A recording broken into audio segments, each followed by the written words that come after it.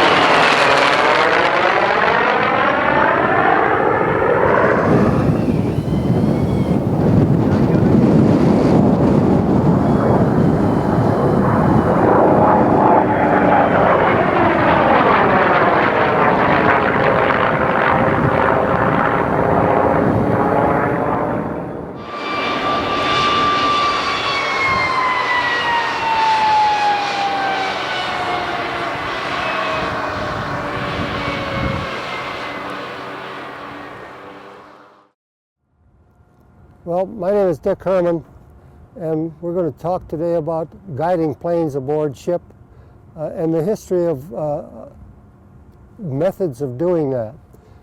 As early as when the first pilot landed on a carrier out here in the bay, shortly after that, I understand that they started waving white hats to the pilots to give them some guidance. Then that very quickly turned to these paddles. Now, that procedure was used and continued until well into the 50s. At that time, the second type of guidance systems came aboard. It was a outside light source, a red light source that beamed into a convex mirror and formed a sharp ball in there. This is where the name meatball came from. The pilots would say, I have the ball. Now, they still use that terminology today, although the convex mirror is no longer used. The present method of bringing planes aboard is the Fresnel lens system that we have on the port side of the ship about amidships.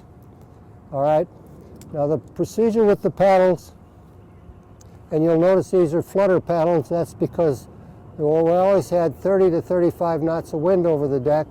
So with these flutter paddles, the wind could blow through them. If they were solid panels, we'd fall flat on our face. Now the approach to the aircraft carriers is always made in a port left turn. They always approach from the port side of the ship. And as we see the pilot coming in at about the 90-degree angle, just as he's starting towards the groove, we pick him up with a signal called a Roger. This says, you're okay, keep on coming, keep on coming. All right, now you're getting too high, bring it down, bring it down.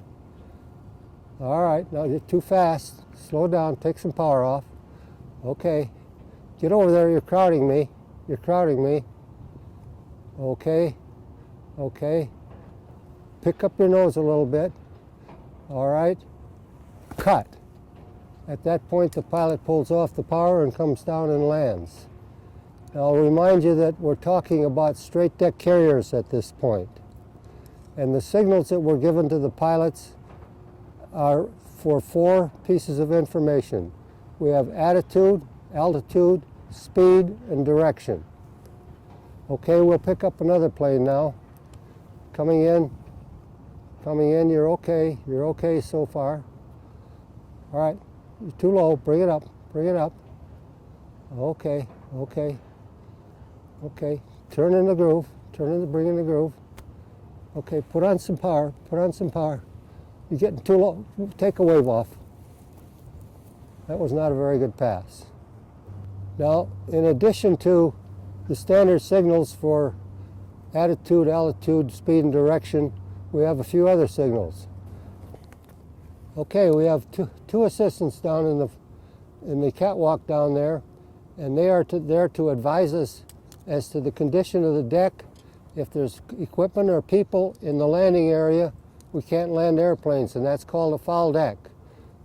Obviously, we can't see the deck ourselves because our back is turned to it.